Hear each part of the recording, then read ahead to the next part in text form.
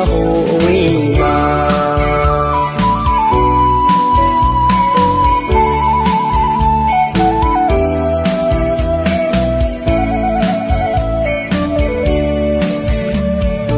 တွေ့ချင်ပြီမဲ့ကိုတွေ့မိလေတယ်ချစ်တဲ့ဆိုပြီးအပြော်တန်းစားသူရဲ့နေလေတနေ့ကြတီအဖြစ်နဲ့ကင်းစီတာယာပါစေမင်းဘဝချင်းလန်းစီဒီရင်မှာဆိုကိုခံစားရပါစေမင်းနိုင်ဖို့အတွက်ကိုကြိုးစားနေမယ်ကိုကြည့်ရှိလို့ကိုပေးစားခဲ့ပြီရှိပါစေတော့ဝေးကြပြီချီရဲ့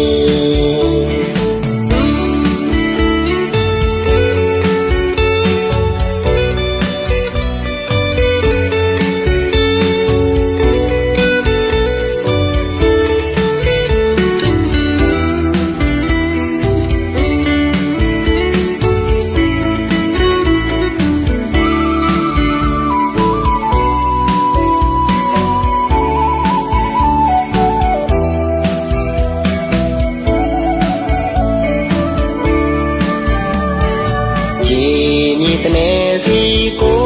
တို့ဝီခဲ့ပြီပြန်ဆုံးစီဖို့မျောလေးမထားတော့ဘူးနင်းထားခဲ့တဲ့ဒီအသေးလေးကွယ်ပြီကြော်ပါစေနေမင်းတရားဟိုအဝေးမှာ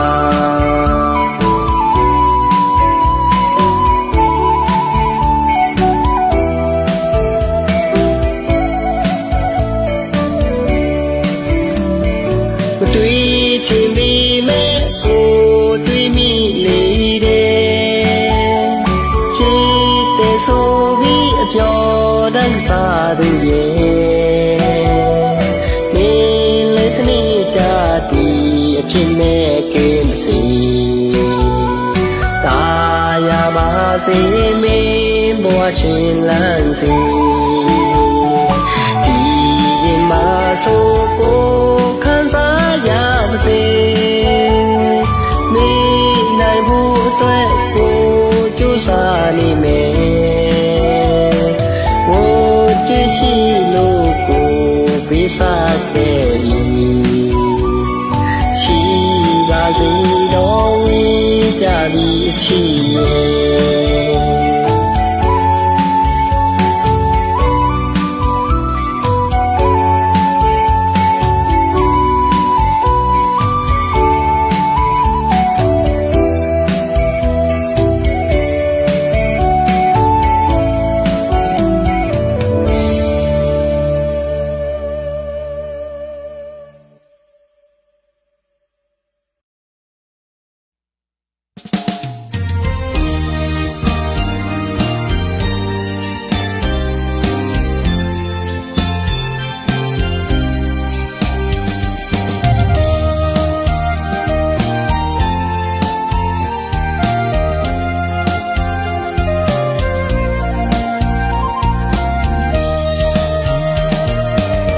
လုံးသားနဲ့ချစ်ခဲ့ရသူကိုတွေ့ခဲ့ပြီ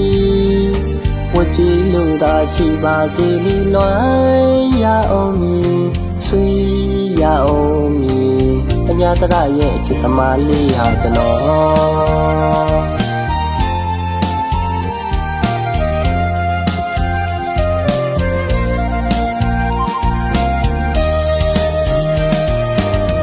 လုံးသားနဲ့ချစ်ခဲ့ရသူကိုတွေ့ခဲ့ပြီ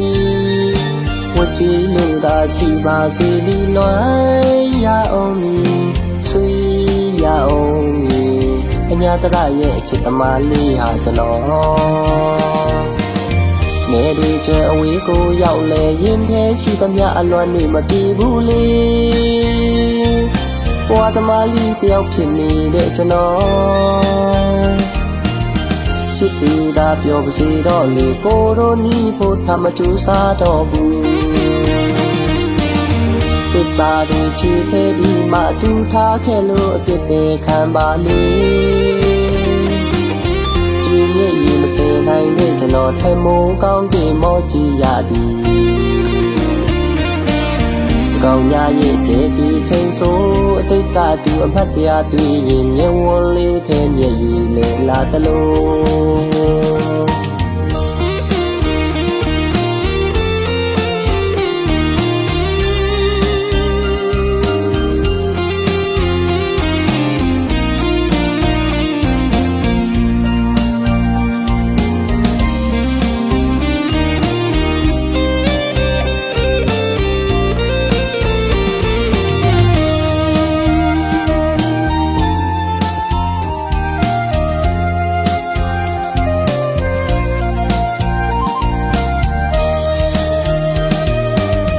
လုံးသားနဲ့ချစ်ခဲ့ရသူငိုကြွေးခဲ့ပြီဝတ်ကြွေးလို့သာရှိပါစေလီလွမ်းရအောင်မည်ဆွေးရအောင်မည်အညာတရရဲ့ချစ်သမားလေးဟာကျွန်တော်နေဒီကျွဲအဝေးကိုရောက်လဲရင်ထဲရှိသမျှအလွမ်းတွေမပြေဘူးလေဘွားသမားလေးတယောက်ဖြစ်နေတဲ့ကျွန်တော်ချစ်သူသာပြောပါစေတော့လေကိုတို့နီးဖို့ထမကြိုးစားတော့ဘူးသစ္စာတွေချွေခဲ့ပြီးမှသူထားခဲ့လို့အပြစ်ပဲခံပါလေကြည်မြင့်ရင်မစဲနိုင်တဲ့ကျွန်တော်ထမုံကောင်းကင်မောကြည့်ရသည်ကောင်းညာရဲ့ကျဲတွေချိန်ဆိုအတိတ်ကသူအမှတ်တရတွေ့ရင်မျက်ဝန်းလေးထဲမျက်ရည်လေလာသလို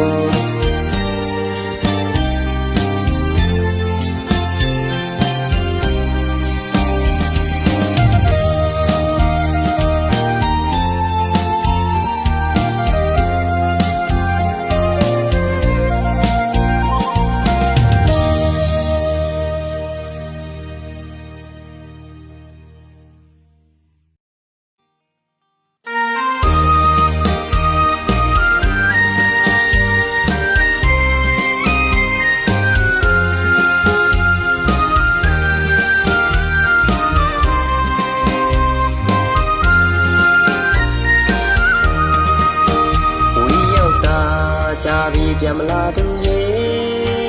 ဒီတောင်တန်းကြီးမင်းတရီရနေမလားတို့ရဲ့ရွာငယ်တောင်ပေါ်မှာလေအစင်သာလာကစိန်လန်းတဲ့နေဦးရောက်သွားသူညော်နေသူတွေကိုမင်းတရီရနေမလား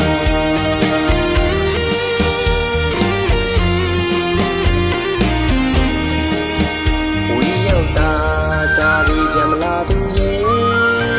ဒီတောင်တန်းကြီးမင်းတရီရနေမလားတို့ရဲ့ရွာငယ်တောင်ပေါ်မှာလေအစင်သာလာကစိန်လန်းတဲ့နေဦးရောက်သွားသူညော်နေသူတွေကိုမင်းတရီရနေမလားချယ်ရီပင်ချူတော်တဲ့လွမ်းမောစရာချင်းပြီးငယ်ရွယ်စဉ်ကလေးဘွားမင်းရှိတဲ့တောင်ပေါ်အစင်သာလာပါလို့နေတယ်ဟာနေတဲ့အဝေးရကိုသွားတို့ရဲ့ချင်းကလေးရိုးရာပါသာစကားများလဲ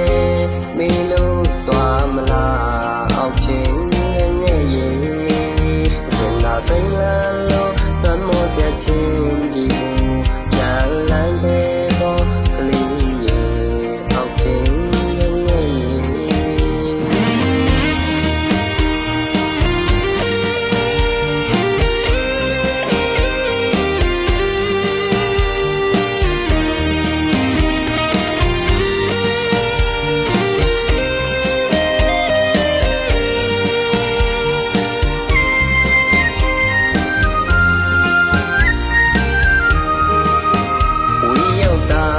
ကြာပြီပြန်မလာသူရေဒီတောင်တန်းကြီးမင်းတရီရနေ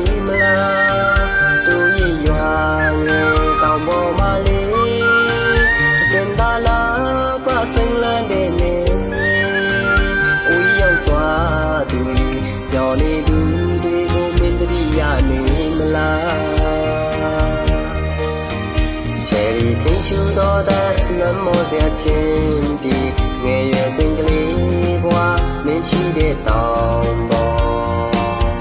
အစင်သာလာပါလို့နေတယ်ဟာနေတဲ့အဝေးရကိုသွားတို့ရဲ့ချင်းတလေးရိုးရာပါသာစကားများလဲမေးလို့သွားမလားအောက်ချင်းငယ်ရဲ့အစင်သာစိမ့်လန်းလို့လွမ်းမောစရာချင်းဒီပြန်လန်းတဲ့ပေါ်ကလေးရဲ့အောက်ချင်း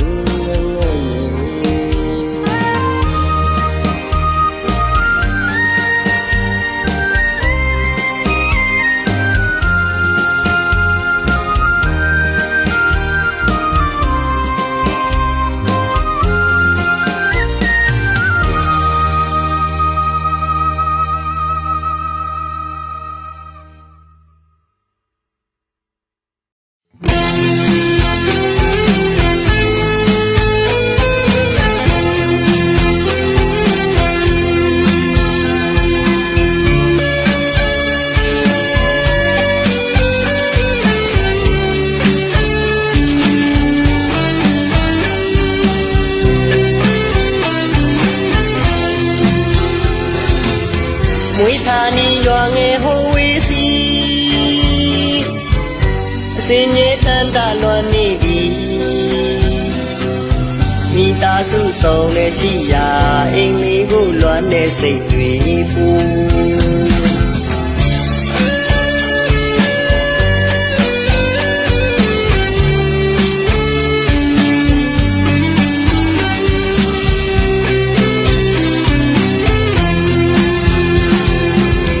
မွေးထာနီရွာငယ်ဟိုဝေးစီ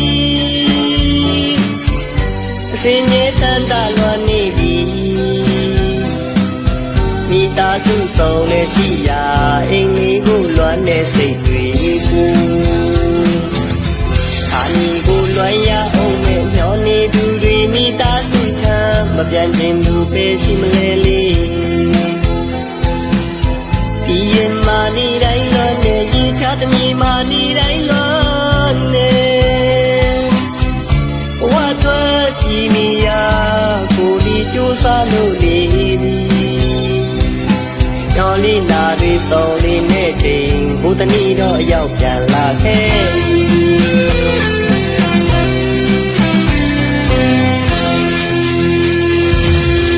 ရင်ဆိုင်မဲ့တိုက်ပွဲတိုင်းလို့ပြောရကိုခဏလေးစွန့်ခွာတော်ရမှာကိုကြိုးစားနေစင်မြေပါစေမိသားစုတွေညတိုင်းနာစုတောင်းနေပါအောင်မြင်တဲ့နေညရောက်ရင်လေမိသားစုတွေမျောနေတဲ့အိမ်ကိုတနည်းတော့ရောက်ပြန်လာခဲ့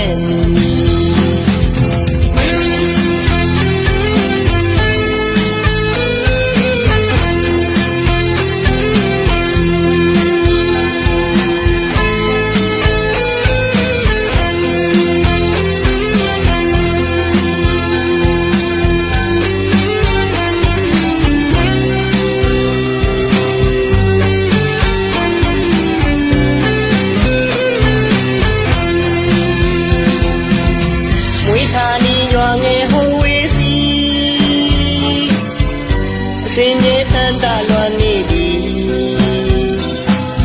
မိသားစုဆုံးနဲ့ရှိရာအိမ်လေးကိုလွမ်းတဲ့စိတ်တွေပူထာနီကိုလွမ်းရအောင်နဲ့ညောနေသူတွေမိသားစုခံမပြန်ခြင်းသူပဲရှိမလဲလေဒီရင်မာနေတိုင်းလွမ်းတဲ့ရေချသမီးမာနေတိုင်းလွမ်းနေဝတ်သွဲဒီမီယာကိုဒီကြိုးစားလို့နေသည်ညော်လေးနာတွေစုံလေးနဲ့ချိန်ဘုဒ္ဓနီတော့ရောက်ပြန်လာခဲ့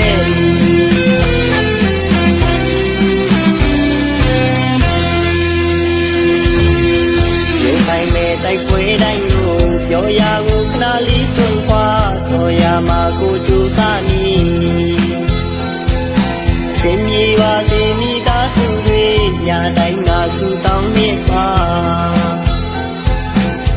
အောင်မြင်တဲ့နေမြရောက်ရင်လေဒီသားစုတွေမျောနေတဲ့အိမ်ကိုတနည်းတော့ရောက်ပြန်လာခဲ့ပြီ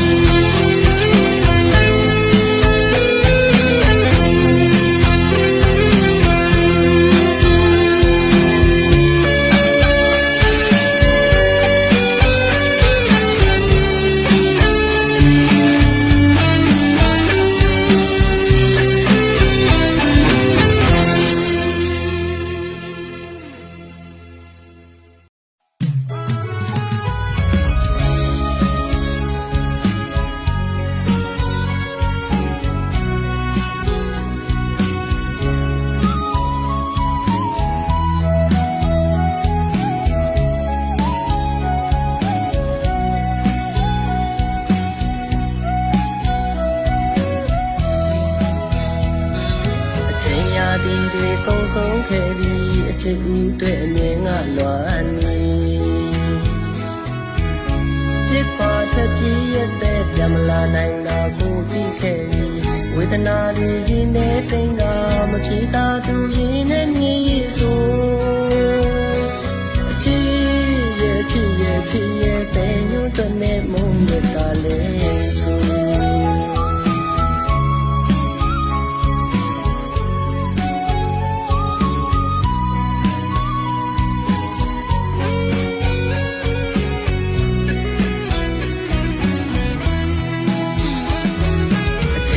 ဒီတွေကုန်ဆုံးခဲ့ပြီးအချစ်ဦးတွေအမြင်ကလွမ်းနေ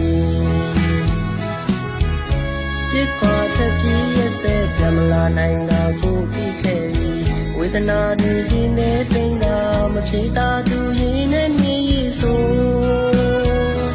အချစ်ရဲ့ချစ်ရဲ့ချစ်ရဲ့ပဲညွတ်တဲ့မုန်းရတာလေဆိုအချစ်ဟာနောက်ဆုံးမြည်ဝင်နေဖြစ်ခဲ့ပြီးမညာမတာသူစိမ့်လူရဲ့တမင်ခွာကပဲများပုံချောင်းနေမိုးစဲကြည်ရင်ကိုလွမ်းနေဆောင်နေရင်ဘူးစီးတယ်ຫນွေလာမအောင်နဲ့တူသူတယောက်သေးပဲမိုက်မဲဆက်ချစ်အချစ်ရဲ့လွန်ခဲ့မှာ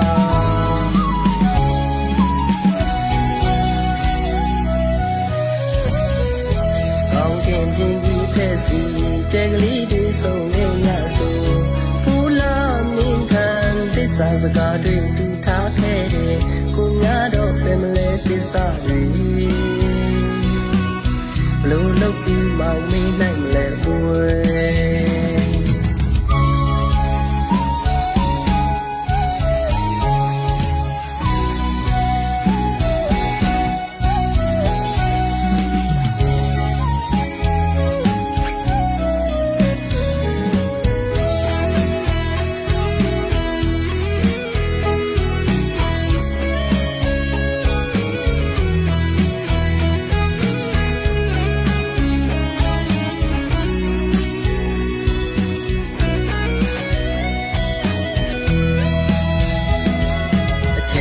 ဒီတွေကုန်ဆုံးခဲ့ပြီးအချစ်ဦးတွေအမြင်ကလွမ်းနေ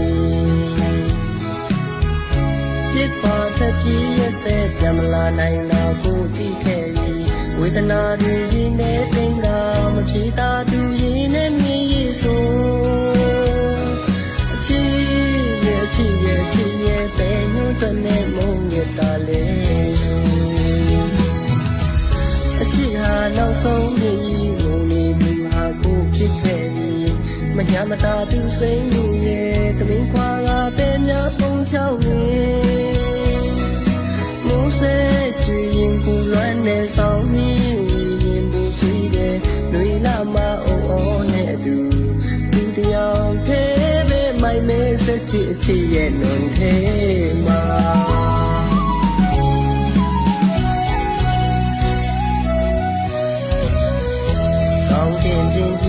စီကျဲကလေးတွေဆုံးနေရဆိုဖူလာမင်းခံသစ္စာစကားတွေတူထားခဲ့တယ်ခုများတော့ပဲမလဲသစ္စာတွေဘလို့လုပ်ပြီးမောင်မင်းနိုင်မလဲကိုယ်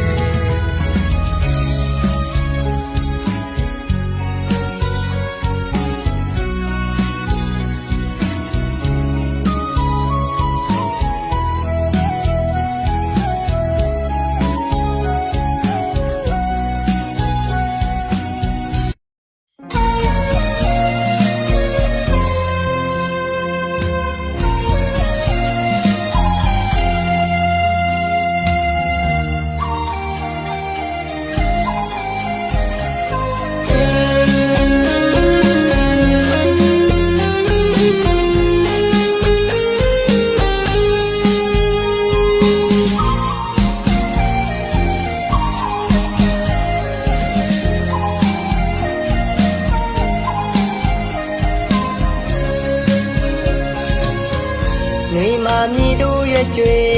ချိန်မှလာတပေါင်းရောက်ရင်တန်ကြိုင်ဟစ်ကျွေးလို့နေ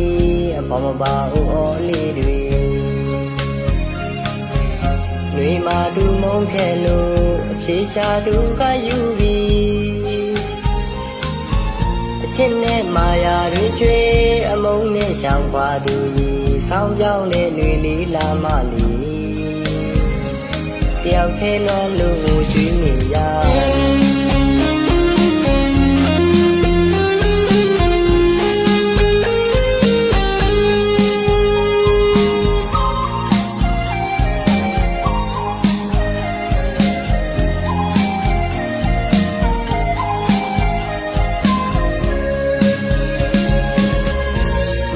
မြည်တို့ရွကြွေ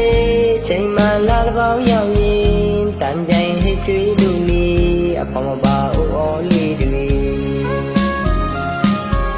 ຫນွေမာသူမုန်းခဲ့လို့အပြေရှာသူကယူပြီးအချစ်နဲ့မာယာတွေကျွေးအမုန်းနဲ့ရှောင်ခွာသူကြီးဆောင်းပြောင်းနဲ့ຫນွေလေးလာမလီတယောက်ထဲလွမ်းလို့ကျွေးနေရမိုးဆဲကျွေရင်တိတ်ကြောင်ကလေးတွေရင်ထဲနှမပြေဒုပြအောင်ဆိုင်လူရဲ့တောင်ကြတွေရဲ့အထက်မှာရွာမေဟန်ပြူတဲ့တန်တစ်ချိန်တစ်ခါသာလည်းမဟုတ်ပြီအခါခါသူညူဖွဲ့လို့ရွာမေသူကညူဟန်စီလွမ်းနေသူတွေအလွမ်းတွေကြောက်အောင်မုံကြသူတွေအမုန်းတွေဖြစ်အောင်တွေကုန်စမှုရဲ့အတူချလို့ရွာလဲပါမူ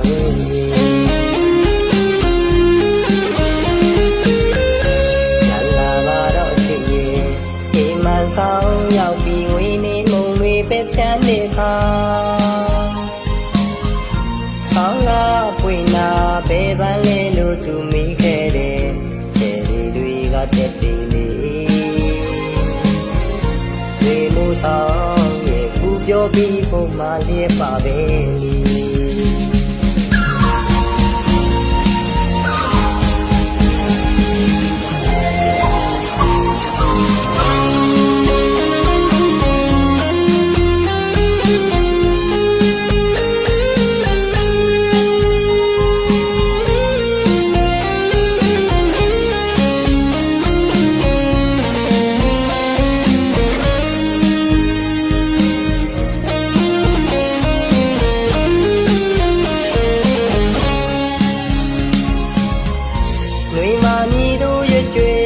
ချိန်မှလာတပေါင်းရောက်ရင်တန်ကြိုင်ဟစ်ကျွေးလို့နေ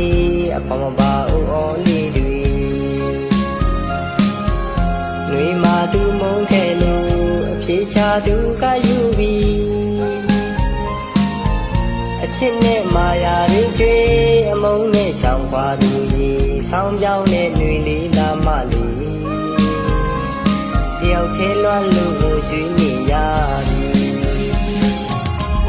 မိုးဆဲကျွေရင်တိတ်ကြောင်ကလေးတွေရင်ထဲနှမပြေရိုးပြအောင်ဆိုင်လူရဲ့တောင်ကြတွေရဲ့အထက်မှာရွာမေဟန်ပြူတဲ့တန်တစ်ချိန်တစ်ခါသာလည်းမဟုတ်ပြီအခါခါသူညူဖွဲ့လို့ရွာမေသူကညူဟန်စီ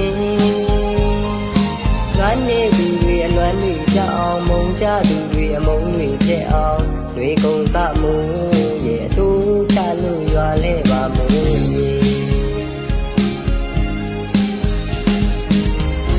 ရလာပါတော့ချစ်ရဲ့အိမ်မဆောင်ရောက်ပြီးငွေနေမုံတွေပဲဖြန်းနေခါဆောင်းလာပွင့်လာဘယ်ပန်းလဲလို့သူမိခဲ့တယ်ချယ်တွေကတက်တည်လေတွေမိုးဆောင်ပြောပြီးပုံမှန်လေးပါပဲ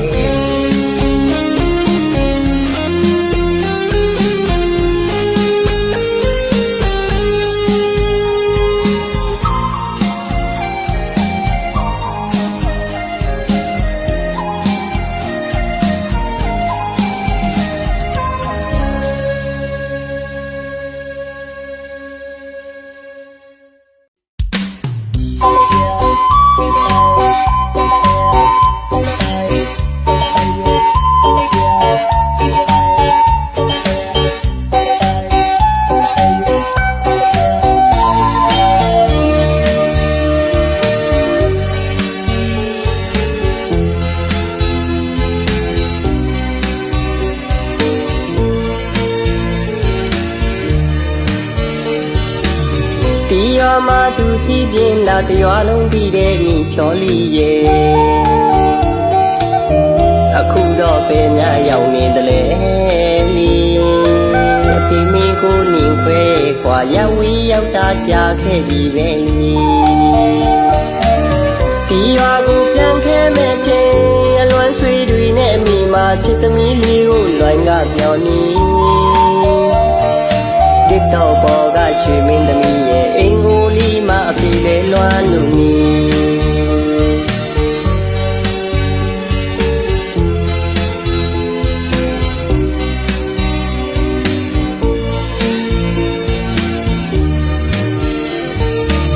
ဒီရွာမှာသူကြည့်ပြင်းလာတရွာလုံးပြီးတဲ့မိချောလီရဲ့အခုတော့ပဲညရောက်နေတယ်လေလီအဖေမိကိုနေခွဲခွာရောက်ဝေးရောက်တာကြာခဲ့ပြီပဲလီဒီရွာကိုပြန်ခဲ့မဲ့ချင်းအလွမ်းဆွေတွေနဲ့မိမာချစ်သမီးလေးကိုလွိုင်းကမျောနေတစ်တော့ပေါ်ကရွှေမင်းသမီးရဲ့အိမ်ကိုလီမအဖေလေလွမ်းလို့နေဌာနေနဲ့အိမ်များမိနေမလားပြန်ချင်းနဲ့အလွမ်းနဲ့ရှိနေမလားနေတိုင်းလွမ်းနဲ့အဖေနဲ့အမိကိုညတိုင်းဥခိုက်ရှိကိုကတော့ပေါ်နော်နေမီရင်နဲ့တွေ့ဘူးညစင်ညတိုင်းဖျားမှာသူဝတ်ပြုလီတိုင်းချစ်သမီးအတွက်ပါစုပန်ချွေနေဖေးချစ်သမီးလွမ်းတာအဝေးရောက်နေတော့မတည်ပါဘူးလီ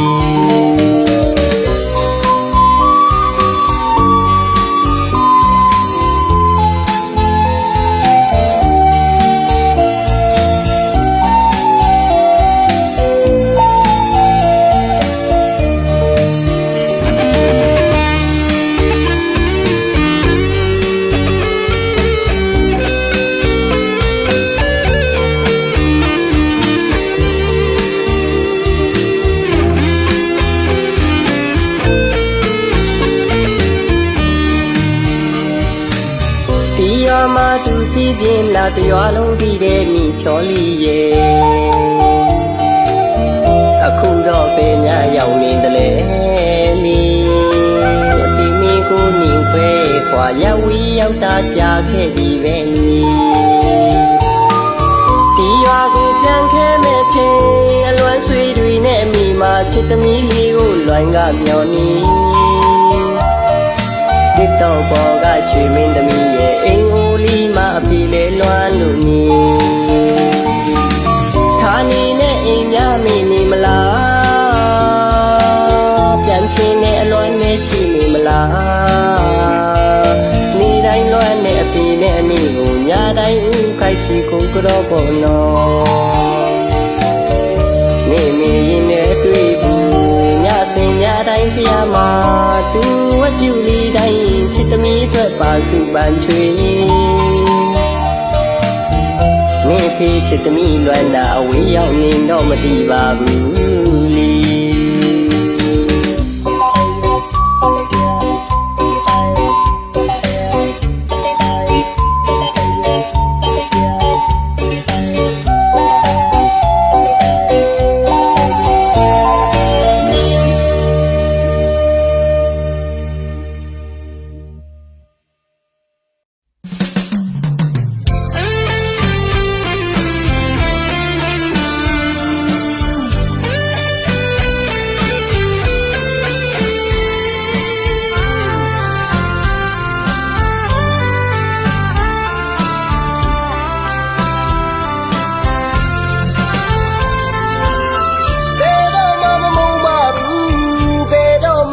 မသွားဘူးဆိုထာဝရချစ်မဲ့ပြောသူမူကားမဟုတ်ပါတဲ့တွေတည်ကိုဘဝလိုတော့လာတကယ်မဖြေသာသူခံစားရလို့ယူမတတ်ပါလေအချစ်တည်ယုံစားမိသူတည်တဲ့ပဲချွေအဖြူဆုံးအချစ်တွေရောင်ဆိုသွားခဲ့ပြီ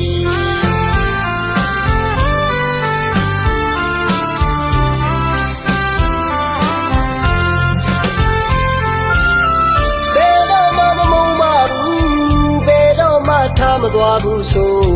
ထာဝရချစ်မဲ့ပြောသူမူသားမဟုတ်ပါတဲ့တွေဒီ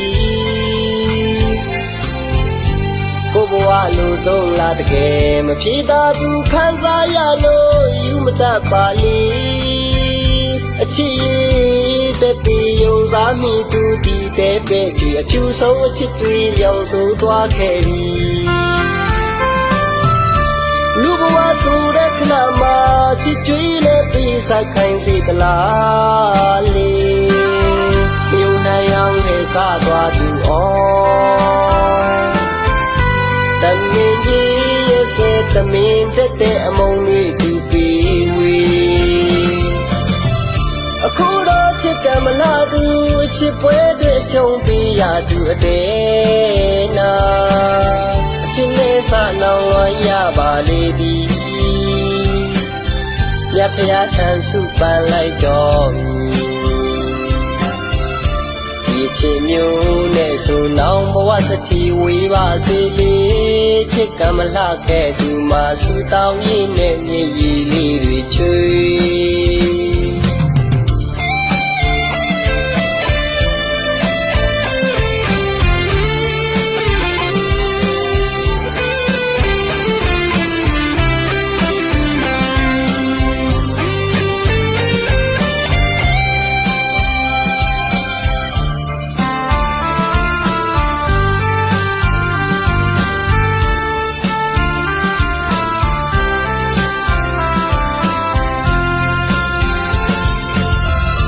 လူဘဝဆိုတဲ့ခဏမှာချစ်ကြွေးနဲ့ပြီးဆိုင်ခိုင်းစေသလားလေမြုံနိုင်အောင်နဲ့စားသွားသူ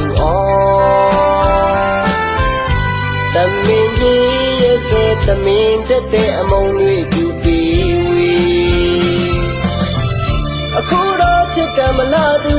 ချစ်ပွဲတွေရှုံးပြီးရသူအတဲ့နာအချင်းနဲ့စနောင်ရပါလေသည်မြတ်ဖျားထံစုပန်လိုက်တော်မူ